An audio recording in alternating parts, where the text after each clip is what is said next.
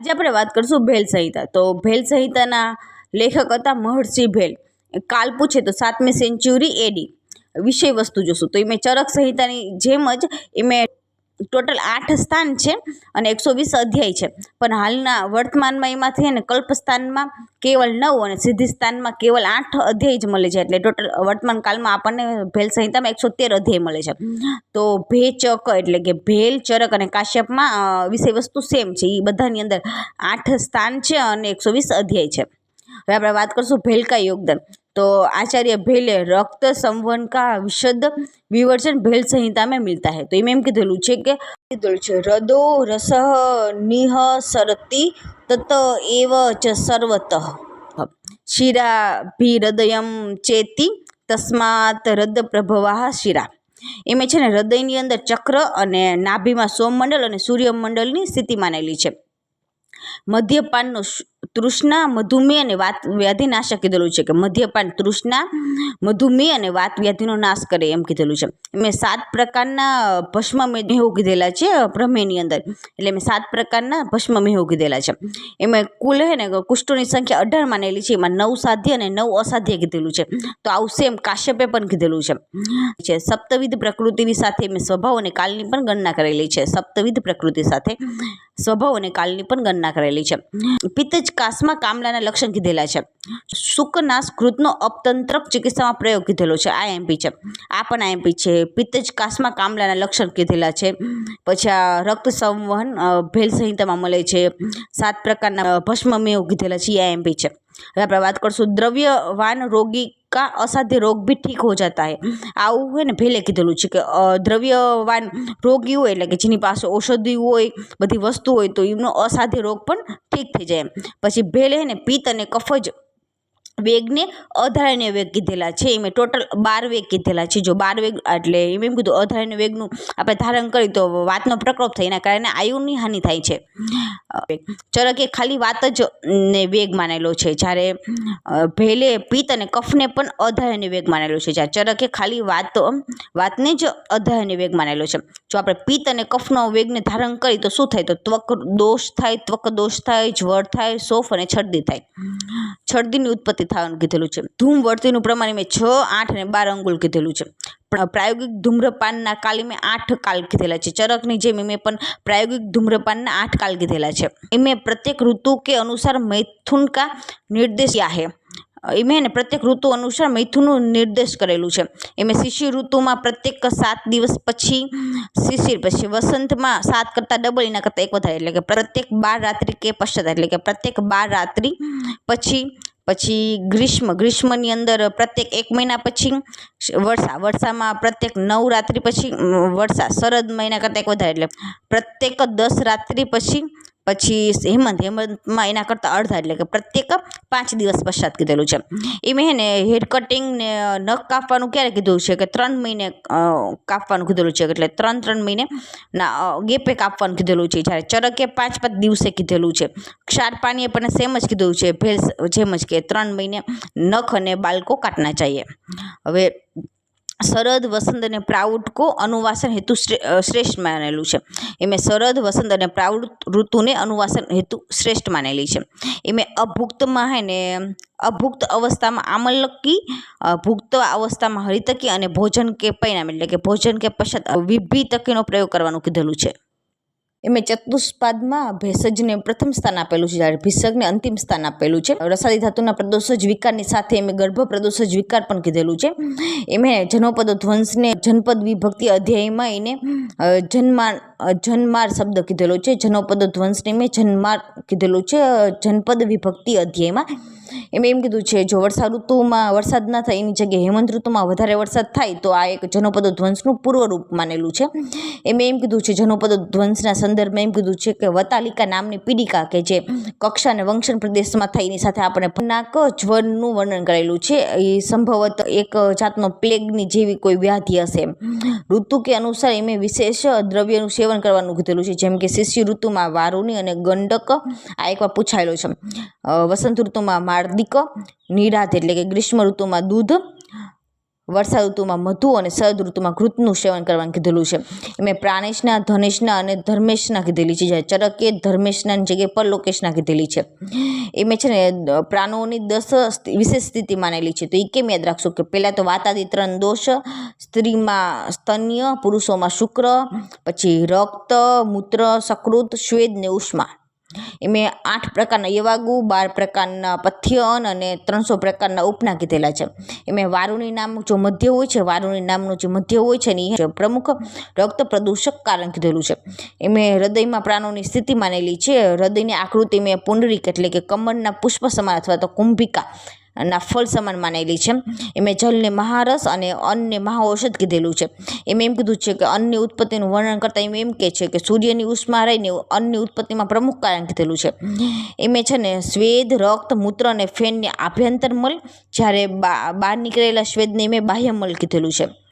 એમાં શંકર, પ્રસ્તર, નાડી, શેક, જલ, દ્રોણી, ઉદકોષ્ઠ અને કુટી એને એવી રીતે એમ અષ્ટવિધ સ્વેદ કીધેલા છે. એવા અષ્ટવિધ સ્વેદ કીધેલા છે. એમાં બધા પિત્તજ વ્યાધિમાં આપણને સ્વેદન કરવાની ના પડેલી છે. એમાં વાતમાં વૃહન, પિત્તમાં પરિશોધન, કફમાં પ્રચ્છદન અને શનિપાતમાં વિરેચનને શ્રેષ્ઠ ઉપકરણ માનેલું છે. હવે આપણે વાત કરશું અર્બુદના 5 પ્રકાર કીધેલા છે. એમાં વાત, પિત્ત, શ્લેષ્મ, માસજ અને મેદજ. ભગંદરના પણ 5 ટાઈપ કીધેલા છે. શું કઈ યાદ રાખ્યા હતા ને એટલે એ ઉપરથી સતીઓની, ઉપરથી ઉષ્ટગ્રીવ, પરિસ્ત્રાવી, શંભુકાવર્ત અને ઉન્માર્ગ. એમાં છે ને ગ્રંથિના પણ 5 ટાઈપ કીધેલા છે. એમાં વાત, પિત્ત, શ્લેષ્મ અને સન્નિપાત જ ગ્રંથિ કે જે શિરાની અંદર આવેલી ઉપસ્થિત હોય અને જ્યારે 5મી સ્નાયુ ગ્રંથિ કીધેલી છે. એમાં છે ને ઉપદંશના 4 પ્રકાર કીધેલા છે. પૂય, મૂત્ર અને શુક્ર અને એ ત્રણેય ભેગા થાય એટલે એ ચોથો. એટલે કે પૂય, મૂત્ર, શુક્ર અને એ ત્રણેય ભેગા થાય એ ચોથો. એવી રીતે ઉપદંશના 4 પ્રકાર માનેલા છે. એમાં નેત્રમાં 7 પ્રકારના અર્મ અને બીજા અન્ય 4 પ્રકારના અર્મ કીધેલા છે. એમાં વિદ્રધીના 3 પ્રકાર કીધેલા છે. રોહિણીના 4 પ્રકાર અને અલજીના પણ 4 પ્રકાર કીધેલા છે. એમાં છે ને પૃષ્ઠરોગ એટલે કે પીઠની વ્યાધિ 2 પ્રકારની કીધેલી છે. એટલે ઉપસારી અને સારી. તો આ એકવાર એક્ઝામમાં પૂછાયેલો છે. ઉપક્ષારી અને અક્ષારી ભેદ કોને કીધેલા છે? આચાર્ય ભેલે કીધેલા છે. એમાં એને કૃમિ 20 પ્રકારના કીધેલા છે. એમાં એને વિશેષ નામ અહીંયા આપેલા છે અમુક: વૃજા, જરાયુજા, લેવા, રૂપકા, બહુરૂપકા, ગાત્રજા, શિરોજા અને સતમાતૃકા. હવે આપણે વાત કરશું એમાં એને સ્લીપદ 7 પ્રકાર કીધેલા છે અને શુક્રદોષના પણ 7 પ્રકાર કીધેલા છે. એમાં એને અમુક વિશેષ દ્રવ્યના વિશેષ ગુણ કીધેલા છે. જેમ કે માંસ બહુમલ ઉત્પાદક કરે છે, દધી સ્લીપદ ઉત્પાદક કરે, પિનિયાક તો ગ્લાનિકારક કીધું છે, તક્ર તો શનપકારક કીધેલું છે, મધુ સંધનકારક કીધું છે, સુરા જર્જરીકારક કીધેલું છે, હરેનું અને મસૂરને અત્યધિક વાતકારક કીધેલું છે, મૂલકને એના ક ઉપરથી કફકારક કીધેલું છે, લસણને વાત શમન અને પિત્ત શ્લેષ્મકારક કીધેલું છે. એમાં એને કુલક સિવાયના બીજા બધા તિક્ત દ્રવ્ય અને યવ અને ગોધુમ સિવાયના બધા પૌષ્ટિક દ્રવ્યને એને અવૃશ્ય કીધેલું છે. એમાં અનુપાનનું બૃહત વર્ણન કરેલું છે. એમાં પ્રત્યેક પ્રાણીના માંસ, પ્રત્યેક અન્ન દ્રવ્ય અને પ્રત્યેક શાકનું પૃથક પૃથક અનુપાન કીધેલું છે. એમાં એને બધા દૂધને અભિષંદ કરનાર કીધેલું છે. એમાં વિશેષ ગાયના દૂધને વિશેષ અભિષંદ કરનાર કીધેલું છે. એમાં આ શ્લોક કીધું છે: સર્વ દૂધમ અભિષ્યંદી ગયમ તેભ્ય વિશેષ્યતે. એમાં એને શરીરને મૈથુન ક્રિયાનું મૂળ અને ફળ કીધેલું છે. રતિ મૂળ શરીરમ એટલે કે રતિ એટલે મૈથુનનું મૂળ શું છે તો શરીર છે. રતિ મૂળ શરીરમ અને શરીરસ્ય હિ રતિ ફળ અને શરીર જ રતિનું ફળ છે. એમ કીધું છે કે પુંડરીક કુષ્ઠ ફાટી જાય એટલે એમાંથી એને ઋષ્ય જીવા મળે. ઋષ્ય જીવા ફાટી જાય તો એમાંથી કાકને કુષ્ઠની ઉત્પત્તિ થવાનું કીધેલું છે. એમ બ્રહ્મેના 2 પ્રકાર કીધેલા છે: પ્રકૃતિ અને પ્રભવ. એમ કીધું છે સતત ગીત ગાતો હોય ને એને પિત્તોન્માદનું એક લક્ષણ છે. એમ કીધેલું છે રક્ત, માંસ, વસા, અસ્થિ, મજા, શુક્ર, મૂત્ર, પુરુષ અને અગ્નિ એ 90 વર્ષ પછી એને એ મંદ થઈ જાય છે.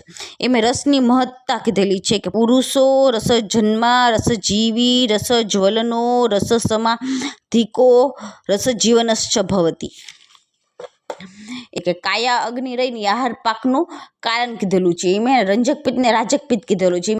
આલોચક પિત્તના બુદ્ધિ વૈશેષિક અને ચતુ વૈશેષિક એમ 2 ભેદ કીધેલા છે. એમ કીધું છે વૈશેષિક પિત્ત રહ્યોની ભૂમધ્ય એટલે કે શૃંગાટક મર્મની નજીક આવેલો હોય છે અને એ સૂક્ષ્મ જ્ઞાન સ્મરણ ધારણ અને પ્રત્યાહારમાં બુદ્ધિ વૈશેષિક પિત્તનું મુખ્ય કારણ હોય છે.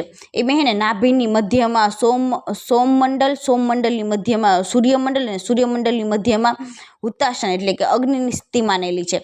એમાં જઠરાગ્નિનું પ્રમાણ કીધેલું છે કે સ્થૂલકાય હોય પ્રાણીઓમાં તો એવો પ્રમાણ હશે, હસ્વકાય પ્રાણીઓમાં ત્રુટિ પ્રમાણ હશે અને કૃમિ કીટ અને પતંગોમાં વાયુ માત્ર પ્રમાણ હશે. એમાં એમ કીધું શરીરમાં 10 અંતર્ગુહા અને 10 બાહ્ય ગુહા કીધેલી છે. એમાં હે ને ગર્ભમાં પ્રથમ ઉત્પત્તિના સંદર્ભમાં હે ને એમ કીધું છે કે પરાશરે હૃદયની પ્રથમ ઉત્પત્તિ કીધેલી છે, જ્યારે પ્રથમ ઉત્પત્તિ કાશ્યપે ચક્ષુને કીધેલી છે અને બીજું રહ્યું ને બધું ચરક સમાન કીધેલું છે. તો ગર્ભમાં પ્રથમ ઉત્પત્તિના સંદર્ભમાં હૃદયની પ્રથમ ઉત્પત્તિને પરાશરની માનેલી છે, જ્યારે ચક્ષુની પ્રથમ ઉત્પત્તિને કાશ્યપની માનેલી છે અને બાકીની બધી ચરક પ્રમાણે કીધેલી છે. એમાં ગર્ભના પોષણમાં કેદારી કુલ્ય 9 માનેલું છે. એમાં હે ને શૌનક પ્રમ અનુસાર હે ને ગર્ભાશયમાં ઉધ્વ શિર અવસ્થામાં હોય છે, જ્યારે ભરદ્વાજ અનુસાર હે ને ગર્ભાશયની અંદર અવાક્ષી એટલે કે નીચે માથું હોય છે અને પુનર્વસુ આત્રેય પ્રમાણે તિર્યક અવસ્થામાં હોય છે. એમાં 7 માનસ પ્રકૃતિ અને 7 શરીર પ્રકૃતિ કીધેલી છે. 7 માનસ પ્રકૃતિની મેં દિવ્ય કાય કીધેલું છે અને 7 શરીર પ્રકૃતિની મેં માનુષ કાય કીધેલું છે. એમાં મસ્તિષ્ક અને શુક્રનું અંજલિ પ્રમાણ એક અંજલિ કીધેલું છે. એમાં પુરુષના શરીરમાં ને 16 અધ્યાત્મક દેવતાની સ્થિતિ માનેલી છે. એમાં એમ કીધું છે ગર્ભણીમાં જે કિક્કિસ નામનો વ્યાધિ થાય છે એ 7મા મહિનામાં થાય છે અને ચિકિત્સામાં એમ કીધું ત્રિફલા ચૂર્ણ હોય એને સસ રુધિર એટલે કે રુધિર એટલે સસલાના રુધિરમાં મિક્સ કરીને એનો લેપ કરવાનો કીધેલો છે. એટલે કે સદ્ય જાત બાળક को भी देखकर लक्षणों के आधार पर उसकी आयु के संदर्भ में निर्देश किया है. એટલે કે સદ્ય જાત બાળકને જોઈને એના લક્ષણો પરથી આપણે એનું આયુનું નિર્દેશ કરી શકાય છે.